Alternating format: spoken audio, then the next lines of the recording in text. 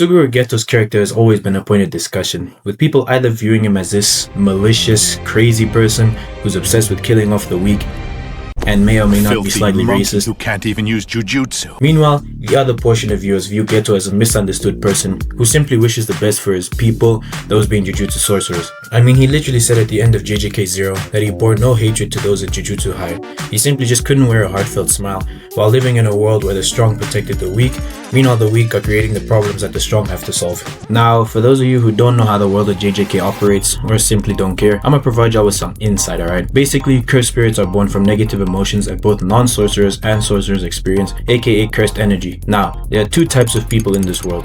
Those who can control the cursed energy, which are classified as jujutsu sorcerers, and those who can't, aka everyday people like you and me. That's all the information you need right now, and in order to fully understand Geto's view on society, we need to take a look through the event that truly shaped this perspective, that being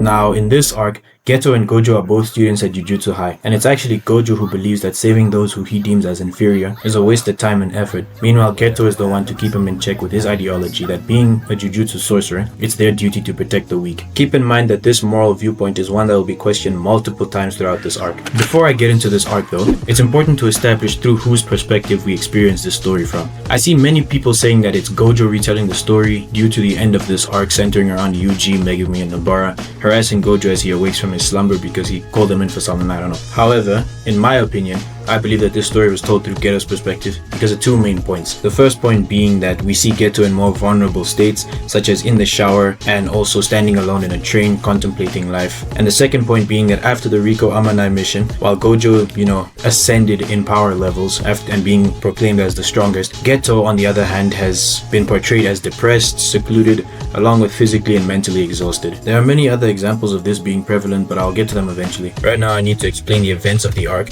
because this is not a video glossing over the episode itself. Instead, I want to focus and narrow down the analysis on Geto and his shift in morality. So pretty much, Geto and Gojo are assigned to protect the Star Plasma Vessel in order to ensure that she is able to merge with Tengen. The Star Plasma Vessel appears every 500 years, and their main purpose in life is to merge with Tengen in order to prevent her from mutating into a cursed spirit. In this case, Riko Amanai is the current Star Plasma Vessel. Tengen is an immortal Jujutsu sorcerer that resides within the tomb of the Star Corridor, and her purpose is to reinforce the barriers that protect both Jujutsu High locations. Throughout Geto and Gojo's mission, Toji Fushiguro puts a bounty on Riko Amanai's head in order to wear out Satoru Gojo, who is the current Six Eyes user with the Limitless Curse technique, in order to successfully kill Riko Amanai. After 2 days of consistent protection of Riko Amanai, they finally arrive at Jujutsu High, only to get snubbed by Toji Fushiguro due to Gojo's exhaustion. Toji fights and eventually kills Gojo, and follows Geto and Riko down to the tombs of the Star Corridor. Once they arrive, Geto offers Riko another chance at life by refusing the merger and promising to protect her alongside Gojo. It's at this point in the mission where shit really hits the fan, beginning with the death of Riko Amanai at the hands of Toji Fushiguro. I want to make it apparent that this isn't the moment where Geto starts to question his morals. However, this event triggers the following events of the story that eventually result in Geto's shift in morality along with ideology. After the battle with Toji, along with Gojo killing Toji, I know I'm glossing over the Toji versus Gojo fight, but all you need to know is that this event awakened Gojo and initiated the separation between Gojo and Geto's abilities. Gojo recovers Riko's body from the Star Religious Group, which Gojo and Geto both get to experience firsthand the true ignorance along with hatred that the Star Religious Group portray.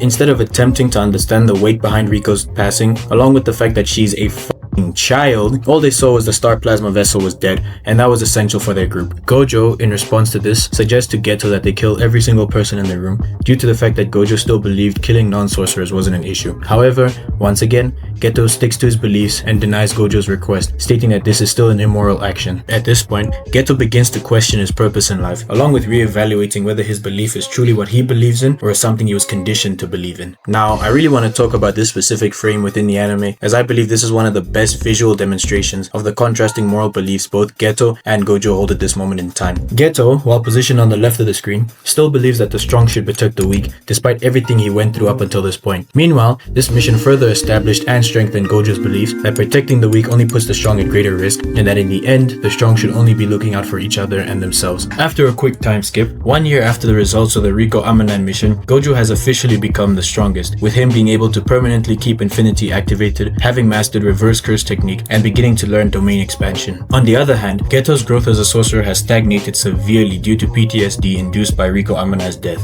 Due to Gojo's surge in strength, he's able to go on missions by himself, leaving Gojo to continue the cycle of exercising curses and absorbing them over and over and over again. Geto describes the process of absorbing curses as ingesting a rag used to wipe up vomit. He begins to truly question his role in society, why he's putting his life on the line for people who are literally unable to see the threats before him, why he has to risk his life to protect these monkeys, as Geto so lightly puts it. However, before Geto fully allows this belief to absorb him, he's introduced to Yu Haibara. When Geto first meets Haibara, he's sharing his excitement regarding a mission he has the next day, to which Geto asks Haibara, "Are you okay with being a jujutsu sorcerer? Doesn't it bother you?" To which Haibara responds with, "I'm not really the type to think too hard about things. Giving it my all towards something I know I can help with is a great feeling." Now, there could be two reasons as to why Haibara gave this response. One, because, as he stated, he doesn't typically think all too hard about these things, and to him, he sees these things at face value. People are in danger and he rushes in to protect them. Or, two, he simply hasn't experienced the cruelty of the real world to the level that Gojo and Geto experienced with Riko Amanai. Simply put, his mindset is exactly the same as Geto's was pre-Riko. After the conversation with Haibara, Geto talks to another sorcerer by the name of Yuki Tsukumo. Yuki brings up the discussion of living in a world without any cursed spirits. Yuki then goes on to explain how cursed spirits are born, that being when cursed energy leaks out of humans until they gather like sediment and take form. Yuki then suggests two possible solutions to this issue. One, to eradicate cursed energy from all of humanity, or two, teach humans how to control their cursed energy. However, there's one crucial moment that initiates Geto's new belief, and that's Yuki suggesting a hypothetical world where every single human were to be a jujutsu sorcerer. There would be zero appearances of cursed spirits. I want to point out something that Yuki said at the end of the interaction that I think really worsened Geto's mental state, and that's when she told Geto that whether or not another vessel was born, Tengen was stabilized either way. I understand Yuki was trying to console Geto as she figured that he was distraught due to the fact that they failed their mission. However, this only made matters worse, as this news confirmed what Geto was truly afraid of, that being a jujutsu sorcerer essentially means you're expendable. People don't care about you as a person, but rather what you can provide for them. In this case, the fact that an innocent teenager's life was lost over something that was viewed as important really ultimately didn't matter, as a new plasma vessel will be born and the cycle will continue over again. However, the moment that really caused Geto to put this plan into action was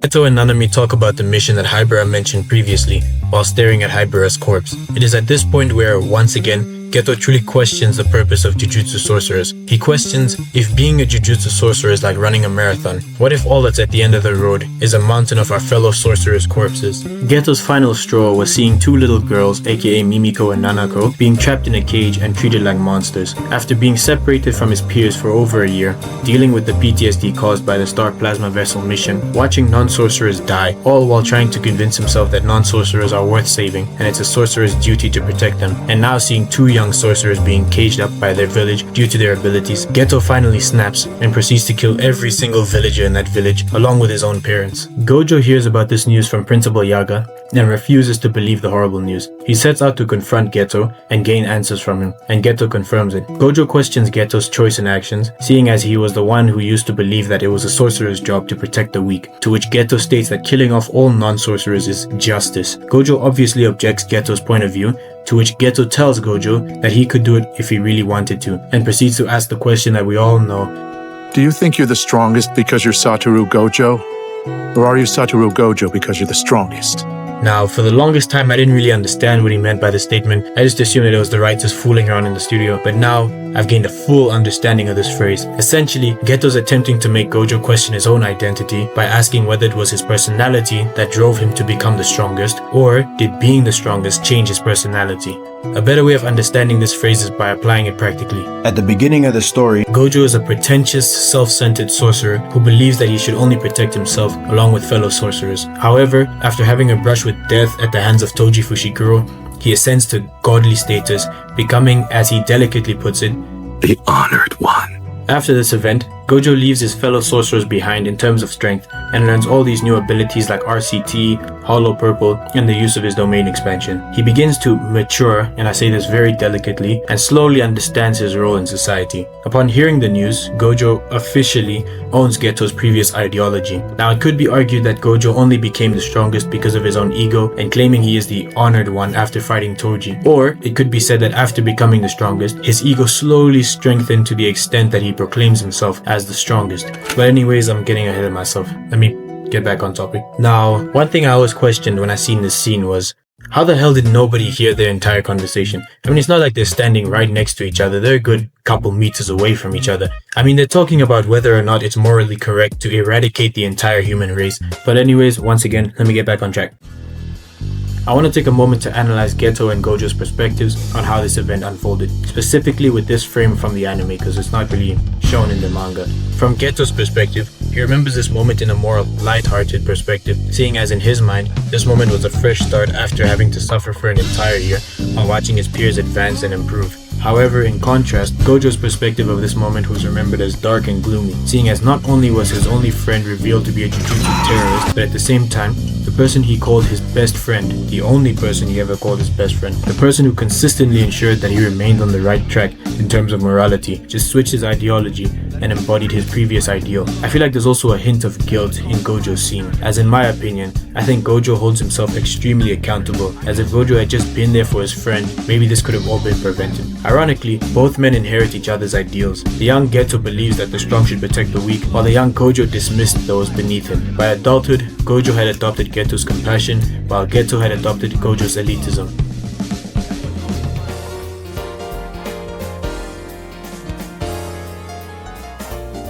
In JJK 0, Geto's antics are ranked up to the max, and when I say that, I mean he's just way more racist than before. But in all seriousness, Geto in JJK 0 has fully realized his ideology, and has recruited the help from fellow sorcerers like Miguel, Mimiko and Nanako, the kids who he helped in the Hidden Inventory arc, Toshihash, I can't say these words man, I give up. We see that Geto has declared war on Jujutsu High, due to him seeing Jujutsu High as a monument to modern sorcery. Geto holds a strong disdain towards Jujutsu High, specifically towards the system that Jujutsu High values, not only because they're the polar opposite of Geto's ideals, but at the same time they breed and train young sorcerers without truly teaching them the harsh realities of the Jujutsu world. Geto arrives at Jujutsu High to declare war on them, while simultaneously attempting to recruit a young Yuta Akotsu, while insulting his friend Maki Zenin by calling her a monkey, to which Yuta swiftly refuses his offer. The staff of Jujutsu High approach Geto, and it's clear that Geto doesn't really hold any disdain or hatred towards any of them. However, the same can be said for the staff of Jujutsu High. The movie continues as follows. Geto launches the night parade of 100 demons in order to flush out and eliminate all non-sorcerers, while the staff of Jujutsu High attempt to sort the issue out. However, this is just a front in order to attempt to absorb Rika Orimoto, who is a cursed spirit linked to Yuta Akotsu, not to be confused with Riko Amanai. Geto fights Yuta and opens up to him about his ideals, which have pretty much remained the same, however this time with a lot more hatred and racism. After the fight with Yuta, we see Geto limping in an alleyway before encountering Gojo, to which he asks him, "What took you so long?" mirroring what Gojo said to Geto all those years ago after the death of Riko. Geto proceeds to ask Gojo if his family is okay, referring to his henchmen, which he viewed as family, to which Gojo informs him that they are indeed okay. Geto proceeds to question why Gojo sent two young sorcerers to deal with him, those being Toge Inumaki and Panda, stating that he could have easily killed them. However, Gojo rebuttals by stating that he's aware Geto would never kill young sorcerers. Geto's final words reaffirm his ideologies, while also re-establishing the fact that he held zero animosity towards sorcerers and young sorcerers, and the fact that he was unable to wear a heartfelt smile while living in this world. And of course, with Geto being Geto, he has to end the dialogue off with a little bit of racism. In the end, Geto wasn't really transformed by a single tragedy, but rather he was slowly broken by a system that repeatedly demanded extreme sacrifices from sorcerers, while asking them to protect those who neither understood nor appreciated them. None of this excuses his actions, don't get me wrong, I mean, genocide is still genocide, but understanding how Geto arrived at this conclusion is what makes him one of the most compelling antagonists in modern anime, and one of my personal favorite characters of all time.